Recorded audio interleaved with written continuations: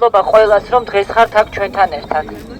21 დღეა ხედავთ რა გაუსაძლის დღეში არიან მშობლები, რომლებიც ქუჩაში არიან გამოსულები შვილების სიცოცხლის გასახანგრძლივებლად.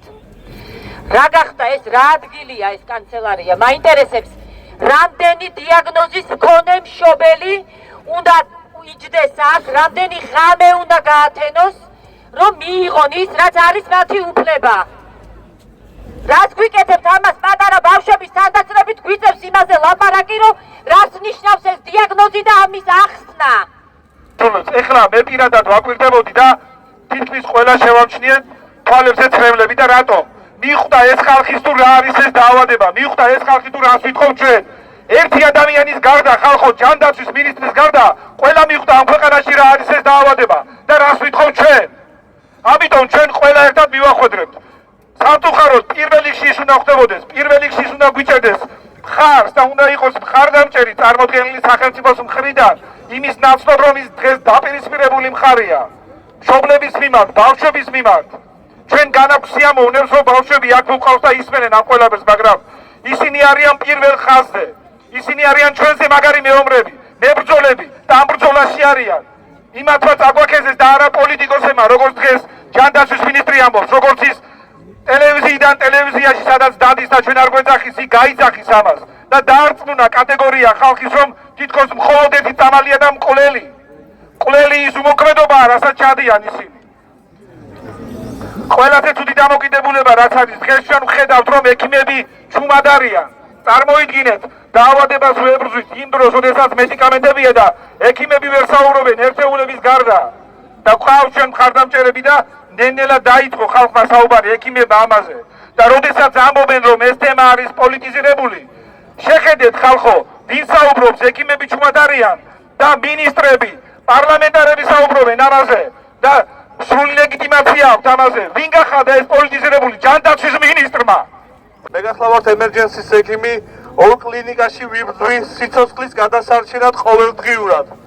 და ყოველდღიურად ვიბრძვი და ვებრძვი სიკვდილს იმისთვის, რომ ვიყო გამარჯვებული სიკვდილზე და ერთად დავიცვათ სიცოცხლე. და მე მინდა ყველას ერთად გაგამხნევოთ და გითხრათ, რომ აუცილებლად გადავარჩენთ ამ ბავშვებს და გაუხანგრძლივოთ სიცოცხლეს. არცერთმა თქვენგანმა არ ჩაიდოთ გულში სევდა და არც რაიმე ნებისმიერი პროპაგანდის ზემოქმედების ქვეშ არ მოექცეთ. ჩვენ ვართ სიმართლის მხარეს. არ შეიძლება, რომ ამ ქვეყანაში ექიმებს გამოგვაცალონ ერთადერთი იარაღი, რომელიც არის წამალი სიცოცხლის გასახანგრძლივებლად. ვინ მისცა იურის საქმიანობას იმის უფლება, რომ განიხილოს დამლის შემოტანა ან არ შემოტანა. მე როგორც ექიმს გირდება იარაღი სიკვდილთან ბრძოლაში. მომეწინეს იარაღი, რომ გადავარჩინოთ ბავშვები. წამალი ბავშვები. ყველა ვიცით რას განიცდის მშობელი, როდესაც მის შვილს დაუდგინდება დიუშენის კუნთოვანი დისტროფია. მე ჩემ თავზე მაქვს გადატანილი ეს ამბავი და ეს არის ერთი სამყაროს დასასრული. როდესაც გაიგებთ, რომ ეს არის დიაგნოზი და ღმერთმა ყველა დაგიფაროთ ამ დიაგნოზისგან.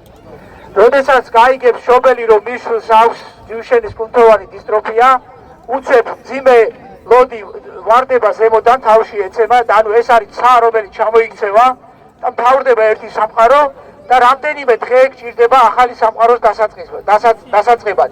ეს ახალი სამყარო არის ძალიან რთული სამყარო, მაგრამ ამავდროულად ეს არის სიყვარულით სავსე სამყარო, იმიტომ რომ ჩვენ გაათმაგებულად ვეფერებით ჩვენ შვილებს, ჩვენ გაათმაგებულად გვიყვარს ჩვენი შვილები, ჩვენ გაათმაგებულად აღვიქვავთ ყველა უბედურებას და ტკივილს ამ ქვეყანაზე და გაათმაგებულად ვაფასებთ ასევე ადამიანებს. მშობლების გარდა ასევე ძალიან დიდ ტკივილს განიცდიან ბებიები და ბაბუები. და მე მინდა ბებიებს და ბაბუებს გადავცე ორიოდე სიტყვა. ძალიან დიდი მადლობა ყველას მხარდაჭერისთვის. მე მინდა თქვა, ბატონო სარჯველაძე, კმარა დროის გაწელვა. ისედაც 2 წელი სიცოცხლე წაართვით ჩვენ შვილებს ამ უმოქმედობით. ძალიან ბევრი ბავშვი დამძიმდა ამ 2 წელიწადში. ვის დადიოდა ერთში დაჯდა, ერთში ვინც უფრო დაუმძიმდა მდგომარეობა. და როიძახის ფულში საქმე არ არის, ზუსტად მაგაშია საქმე. იმ მულტიდისციპლინარულ გუნდს დაფინანსება სჭირდება.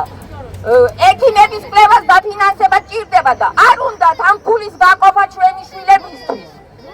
გამოდით დაგველაპარაკეთ, მაგრამ კაბინეტში ჯდომა, ჩვენი ბავშვების სიცოცხლე უნდა იყოს ყველაზე მთავარი ჩვენი ქვეყნის მთავრობისთვის. მადლობა.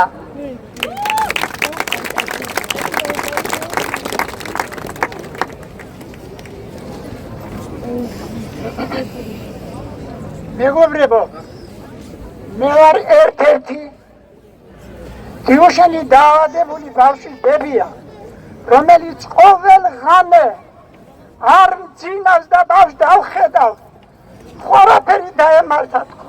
წარმოიდგინეთ თქვენი თავი ჩემ დღეში, როცა ჩვენ შევხვდით მიხეილ სარჯველაძეს,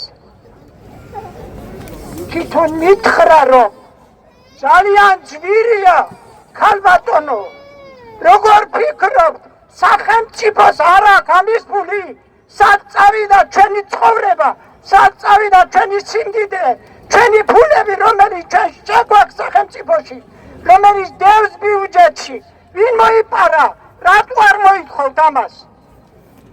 დაუშვათ, რომ არ აქვს წამალი. ერთხელ თუ მაინც ახსენა ამ 2 წლის განმავლობაში, რომ ასეთი დაავადებული ბავშვები ყავს, დუმდნენ, როცა ის გამოვიდა ანგარიში პარლამენტის წინაშე, იმ დღეს მოვკვდიმე, იმიტომ რომ მე ვთვლი ახლა ახსენებს ამ ბავშვებს, ამ დაავადებას, არ მოიხსენია, არ თქვა არაფერი, არც ექიმებმა არ თქვეს. თქვენ რატო არ მოვთხოვთ ხალხო? მოვთხოვოთ ეს. დაუშვათ, არ აქვს ფული. როგორ ფიქრობთ, ჩვენ მარტო არა ვართ, ჩვენ გვერდში ხარში გვიდგას 179 სახელმწიფო. ეს სახელმწიფო არის გაერო.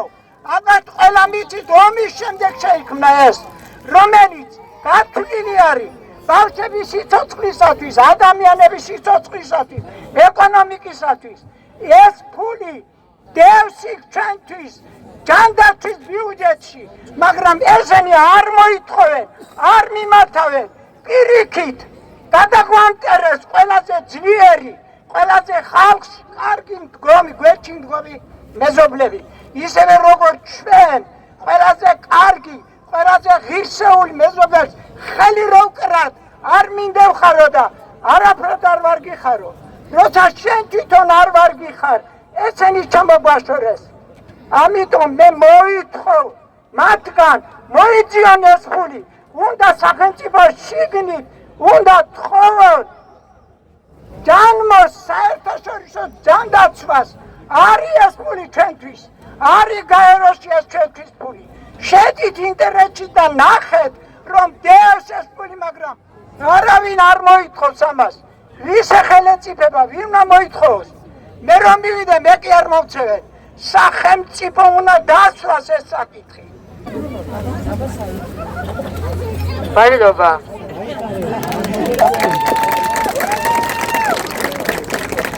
მადლობა. მადლობა.